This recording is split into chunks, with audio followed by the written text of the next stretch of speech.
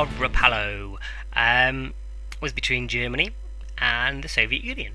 And after World War One had ended for Russia, they'd had to sign a treaty with Germany called the Brest-Litovsk Treaty, where the Germans had been quite harsh on Russia and taken a lot of their stuff, which they'd subsequently lost in the Treaty of Versailles.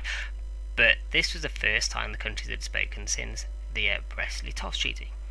And it had come about after a conference in Geneva, which discussed the economies of Europe, especially Russia, with all the countries, and it wasn't really very successful. However,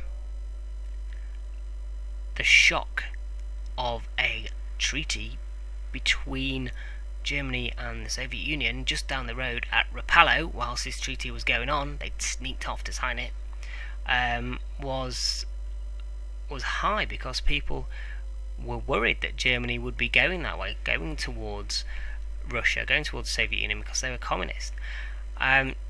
What they didn't know even further was that the Germans had agreed, or the Russians had agreed, to let the Germans test their weapons on Russian soil and train their men there. So, had they known that, people might have been even more worried. It was kind of an anti-Versailles treaty, because both countries had lost out from Versailles, and both countries were in the international wilderness, as it were. So it ended their diplomatic isolation.